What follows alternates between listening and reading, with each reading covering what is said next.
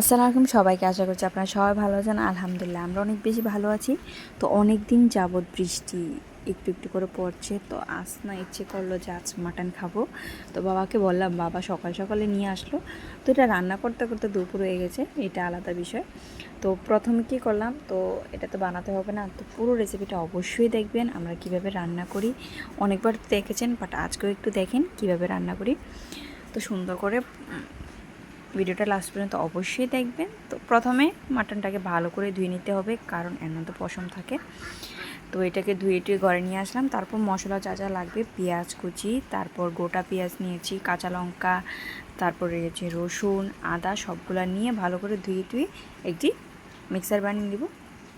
Blend বানানোর পর তারপর একটা, আমরা সম্ভবত সব সময় না, বাট প্রায় সময় আমরা এটাকে কুকারে বানিয়ে থাকি।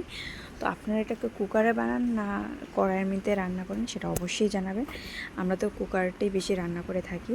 তো সুন্দর করে এর মধ্যে তেলটা দিয়ে এর মধ্যে দিয়ে দিলাম পেঁয়াজ কুচি, গরম মশলা, গোটা গরম মশলা দিয়ে দিলাম, শুকনো লঙ্কা দিয়ে যে বাটা মশলাটা ছিল সেটাকে দিয়ে ভালো করে সবগুলা ভাজা মশলা দিয়ে দিলাম, দিয়ে ভালো করে এটাকে নাড়াচাড়া করে ভালো করে কষিয়ে নিব। প্রথম মশলাটাকে একটু কষানোর পর তারপর আমরা এটাকে যে মাংসটা আছে মাটনটা সেটা দিয়েও ভালো করে কষিয়ে নিব। তো এটার স্মেলের জন্য আপনারা প্রথম কী করবেন, এর মধ্যে গোটা রসুন দিবেন, তাহলে স্মেলটা একটু কম আসবে। তো এদিকে নিয়েছি আলু, আর আলু দিয়ে খেতে আমরা অনেক বেশি পছন্দ করে থাকি মাটন কারিটা।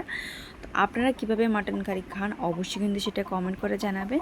তো মাটনটাকে প্রথমে আমরা 3-4টা সিটি দিয়ে দিবেন, দেওয়ার পর তারপর ঢাকনাটা উঠিয়ে ভালো করে এটা কষিয়ে গেলে তারপর আমরা এর মধ্যে দিয়ে দিব আলুটা দিয়ে, এটা হলো আমাদের গরম মশলা যেটা আমরা ঘরেই বানিয়েছি। গোটা এলাচ, ধনে, তারপর জিরা, সবগুলো মশলা একসাথে বেটে এটা আমরা একটা পাউডার বানিয়ে নিয়েছি। তো এটা যে কোনো রান্নার মতো দিলে টেস্টটা দ্বিগুণ হয়ে যায়। আপনারা যদি সেই মশলাটা চান অবশ্যই কিন্তু কমেন্ট করে জানাবেন। তো এদিকে আমরা মাটনটাকে প্রায় আবার আলুটা দিয়ে 5টার মতন সিটি দিয়েছি। সিটি দেওয়ার পর হয়ে গেল আমাদের মাটন কারি। তো এই বৃষ্টির মধ্যে গরম গরম মাটন কারি খেতে এত দারুণ হয়েছে, আপনারা কিন্তু দেখে তো অবশ্যই ইচ্ছে করছে না। তো অবশ্যই বানিয়ে রান্না করে খান, অনেক বেশি ভালো লাগবে। আপনারা যদি নতুন হয়ে থাকেন চ্যানেলে, অবশ্যই কিন্তু চ্যানেলটাকে সাবস্ক্রাইব করে দিবেন নতুন নতুন ভিডিও দেখার জন্য। আর এই মাটনের পিসটা দারুণ ছিল। ভিডিওটা কেমন লাগলো অবশ্যই লাইক কমেন্ট শেয়ার করবেন। Thank you for watching.